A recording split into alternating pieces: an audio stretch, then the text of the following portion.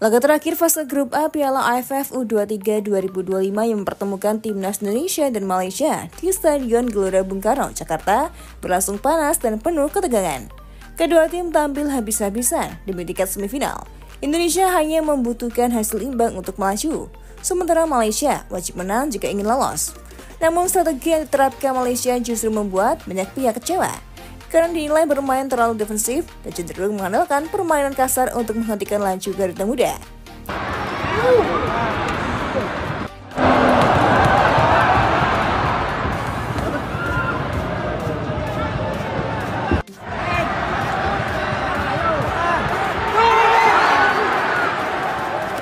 Sejak peluit awal dibunyikan, Indonesia tampil dominan dengan penguasaan bola yang impresif dan terus menekan pertahanan Malaysia.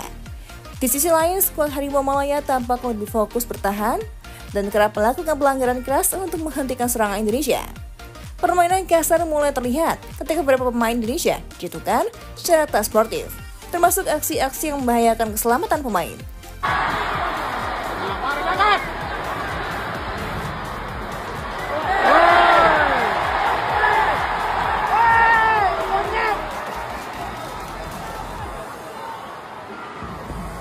Jasreva jadi incaran.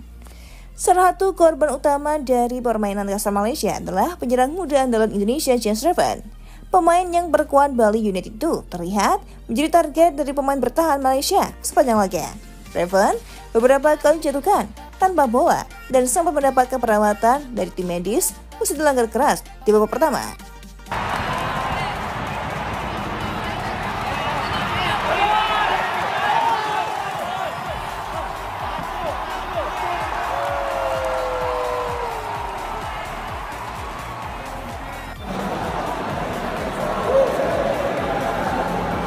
Meskipun berusaha bangkit, Raven tak bisa bermain maksimal karena terus-menerus mendapatkan tekanan fisik. Serangan-serangan Indonesia yang dipimpin oleh Raven, Firditan, dan Rahmat Arjuna menjadi tak efektif karena lawan bermain ultra defensif dengan taktik parkir bus.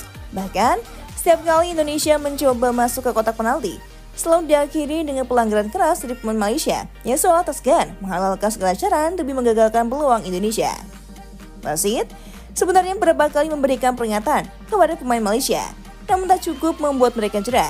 Aksi-aksi keras terus terjadi, bahkan beberapa pemain Indonesia tampak kesal karena tak mendapatkan perlindungan yang cukup.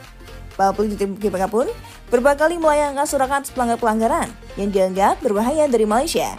Ironisnya, Malaysia yang sejatinya butuh kemenangan malah bermain tanpa inisiatif serangan. Mereka tampak lebih sibuk merusak ritme permainan Indonesia daripada mencetak gol. Taktik destruktif ini justru membuat mereka kehilangan momentum dan tak memberikan ancaman serius ke gawang Indonesia. Hingga akhir laga, Malaysia hanya menyerahkan satu tembakan ke arah gawang.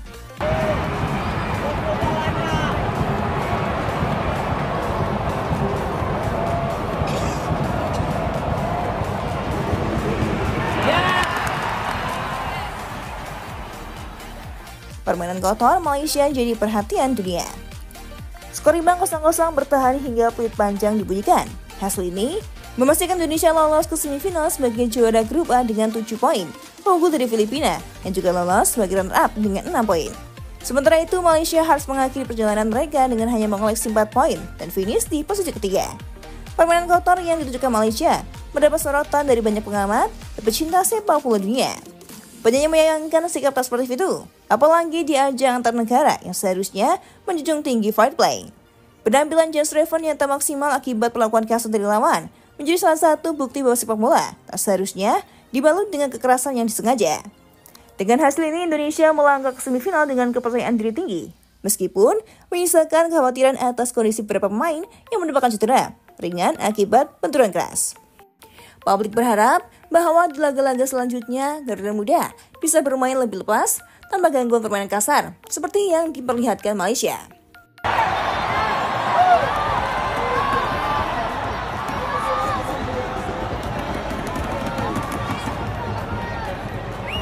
Keadaan Raven usai insiden dengan pemain Malaysia. Usai laga panas melawan Malaysia, Jasreva menjadi salah satu pemain yang paling banyak disorot. Penyerang muda milik Bali United itu terlihat beberapa kali terkapar di lapangan akibat kerasnya permainan yang diterapkan pada pemain bertahan Malaysia.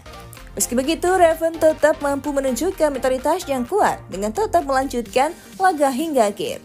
Ia bahkan sempat menciptakan beberapa peluang, meskipun gagal dikonversikan menjadi gol. Dalam sesi wawancara singkat usai laga, Josh Raven mengakui bahwa dirinya sempat merasakan nyeri pada bagian lutut akibat salah satu benturan keras dari bek lawan. Namun ia menegaskan bahwa kondisinya tak serius. Tadi sempat sakit di lutut, tapi tak apa-apa, cuma perlu dikompres sedikit, tak perlu khawatir, ujarnya dengan nada optimis. Hal ini tentu menjadi kabar baik bagi tim pelatih, mengingat Raven masih dibutuhkan dalam laga semifinal nanti. Raven juga menunjukkan sikap dewasa dengan tidak menyalahkan lawan atas kerasnya permainan. Justru, ia memberikan apresiasi kepada lini belakang Malaysia U23. Menurutnya, mereka bermain sangat disiplin dan rapat, sehingga menyulitkan dirinya maupun rekan-rekannya untuk menembus pertahanan. Mereka punya pertahanan yang solid, sulit tembus. Itu membuat kami harus lebih kreatif dalam membangun serangan, puji Raven. Meski hasil imbang sudah cukup membawa Indonesia lolos ke semifinal sebagai juara grup, Josh Raven mengaku tetap sedikit kecewa karena gagal memberikan kemenangan di hadapan puluhan ribu supporter Garuda Gelora Bung Karno. Ia berjanji akan tampil lebih tajam dan fokus di laga semifinal nanti. Kami akan belajar dari laga ini dan berusaha tampil lebih baik. Fokus sekarang ke semifinal, tutupnya dengan penuh semangat.